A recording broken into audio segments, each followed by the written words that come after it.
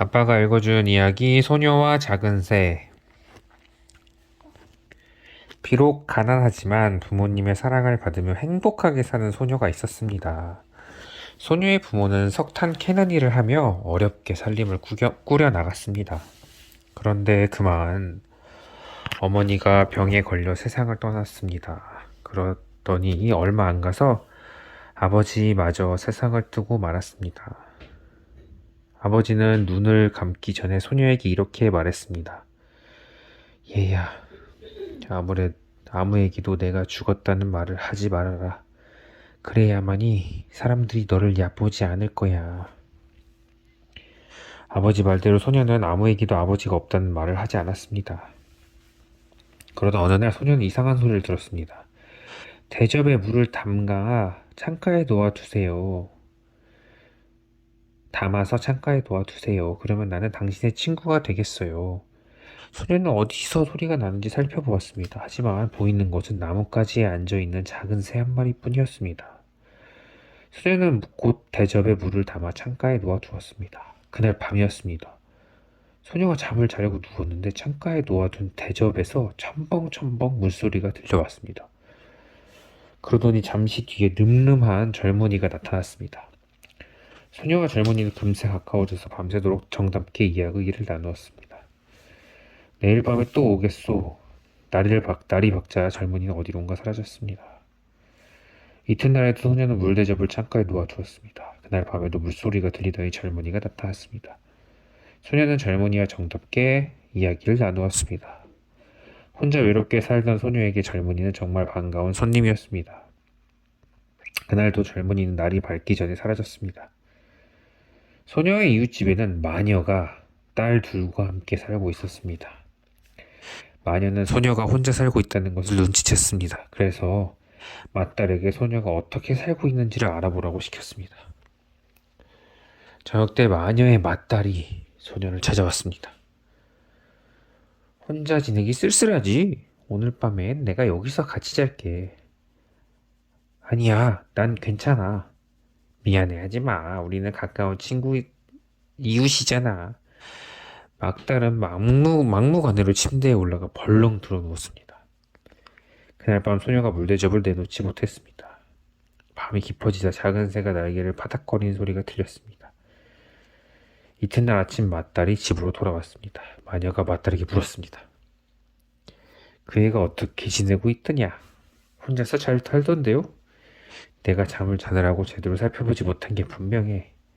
마녀는 맏딸이 못 믿었습니다. 그래서 이번에는 작은 딸에게 소녀가 어떻게 살고 있는지 알아보라고 시켰습니다. 이번에는 작은 딸이 소녀를 찾아왔습니다.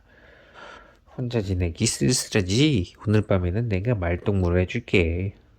아니야, 난 괜찮아. 미안해 하지 마. 우린 가까운 이웃이잖아. 작은 딸은 막무가내로 침대에 올라가 벌렁 들어 누웠습니다. 그날 밤에도 소녀는 물대접을 내놓지 못했습니다. 다음날 작은 딸은 집으로 돌아가 마녀에게 말했습니다. 어머니, 그 애는 혼자 자던걸요? 그러나 마녀는 작은 딸의 말도 믿을 수가 없었습니다. 잠만 쿨쿨 잤을 텐데 내가 그걸 어떻게 아느냐? 오늘은 밤새도록 잠들지 말고 잘 보고 오너라. 마녀는 작은 딸에게 작은 칼 세 자루를 내주며 이런 말을 했습니다. 창가에 물대접이 놓여 있거든. 그 대접에 이 칼들을 넣어두거라. 예, 그렇게 할게요. 작은 딸은 일부러 밤늦게 소녀를 찾아갔습니다. 소녀는 이틀이나 물대접을 놓아두지 못해 그날 일찌감치 물대접을 내놓았습니다. 그러고 나서 소녀는 젊은이가 찾아오기를 기다렸습니다. 그런데 엉뚱하게도 이웃집 작은 딸이 또 찾아왔습니다. 작은 딸은 전날처럼 막무가내로 잠을 자고 가겠다고 우겼습니다. 소녀는 어쩔 수가 없었습니다. 작은 딸은 소녀의 눈을 피해 물대접 안에 칼 세 자루를 넣었습니다. 그리고 밤새도록 잠들지 않고 무슨 일이 벌어지는지 지켜보았습니다. 동이 틀 무렵에 깜빡 잠이 들었던 작은 딸은 새 한 마리가 힘겹게 날개를 파닥이는 소리를 들었습니다. 작은 딸은 자리에서 일어나 살펴보았습니다. 하지만 새는 보이지 않고 물대접에 핏물만 고여 있었습니다. 작은 딸은 서둘러 집에 돌아가 마녀에게 이 일을 모두 말했습니다. 작은 딸이 돌아가고 나서 얼마 뒤 잠에서 깨어난 소녀는 물대접에 필물이 고여 있는 것을 보았습니다. 아, 이를 어쩌면 좋아. 소녀는 불쌍한 그 젊은이를 찾아 나서기로 했습니다. 소녀는 아버지가 입던 옷을 입고 아버지가 쓰던 칼을 몸에 지니고는 길을 떠났습니다. 밤이 찾아왔습니다. 소녀는 잠을 자려고 숲속으로 들어갔습니다. 숲속에는 작은 연못이 있었는데 연못가에 나무를 태운 재가 남아 있었습니다. 이 숲속에 나 말고 누군가가 또 있나 봐. 소녀는 나쁜 사람이 나타날까봐 더럭 겁이 났습니다. 하지만 먼 길을 걸어 지칠 대로 지친 소녀는 풀숲에 쓰러져 이내 깊은 잠에 빠졌습니다. 한밤중이었습니다. 소녀는 거위 소리에 잠에서 깼습니다. 눈을 비비고 살펴보니 거위 3마리가 제 속에서 뒹굴고 있었습니다. 한밤중에 거위가 어디서 왔을까? 소녀는 거위를 바라보다가 화들짝 놀랐습니다. 거위들이 제 속에서 나오더니 사람으로 변하는데 그들은 다름 아닌 옆집에 사는 마녀와 딸들이었습니다. 마녀와 두 딸은 불을 피우고 두런두런 이야기를 나누었습니다. 그 계집애는 그 새가 다 죽게 된 걸 알고 어떻게 하고 있을까? 작은 딸이 불을 뒤척거리며 말했습니다. 보나마나 슬퍼하고 있겠지. 그런데 어머니, 오늘 궁궐에서는 무슨 일이 있었어요? 큰딸이 묻자 마녀가 대답했습니다.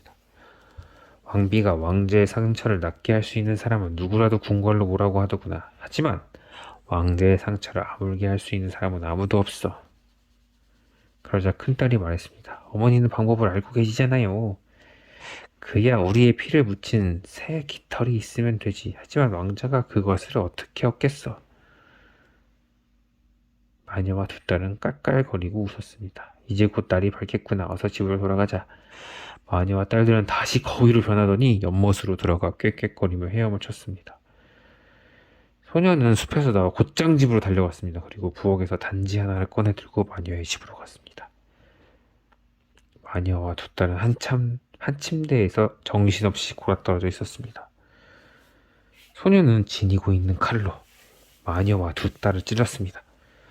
마녀와 두 딸이 죽자 소녀는 가지고 간 단지에 그 피를 담았습니다. 소녀는 단지를 들고 가다가 허리가 잔뜩 굽은 할아버지를 만났습니다. 얘야, 어디 가는 길이니? 아버지가 편찮으셔서 약을 구하러 가는 길이에요. 그래? 하지만 너희 아버지도 왕자님보다는 덜 편찮으실 거야. 왕자님은 지금 죽어가고 있단다. 소녀는 급히 궁궐로 달려가기 시작했습니다. 소녀는 길에서 만난 사람들에게 물어보았습니다. 왕자님이 정말 많이 아파요? 너무 아파서 오늘을 넘기기 힘들 것 같다는구나. 모두들 한결같은 대답이었습니다. 소녀는 한 소년을 만났습니다. 소녀는 가쁜 숨을 몰아쉬며 말했습니다. 여보세요. 궁궐로 가는 길 좀 가르쳐 주세요.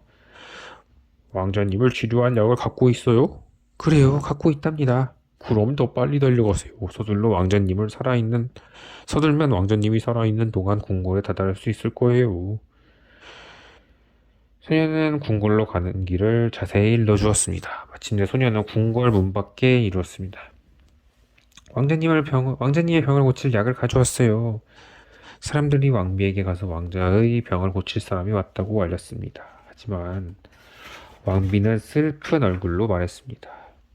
아무래도 왕자는 살아나지 못할 것 같구나. 이제 숨도 제대로 쉬지 못해. 그 사람에게 마지막 기대를 걸어보는 수밖에 없겠구나. 소녀는 왕자 곁으로 다가갔습니다. 놀랍게도 왕자는 밤마다 소녀를 찾아와 정답게 이야기를 나누던 바로 그 젊은이였습니다. 소녀는 왕비와 신하들에게 말했습니다. 모두 나가주세요. 이 방에는 왕자님과 저만 남아 있어야 해요. 소녀는 나간 뒤 소녀의 단지를 열었습니다. 사람들이 나간 뒤 소녀는 단지를 열었습니다. 그리고 왕자의 베개에서 깃털 하나를 뽑아 단지 속에 담갔다 꺼냈습니다. 소녀는 그 깃털로 왕자의 상처를 조심스레 문질렀습니다. 그러자 나을 것 같지 않던 상처에 금세 새살이 돋았습니다. 깃털이 닿을 때마다 왕자의 상처는 씻은 듯이 나았습니다.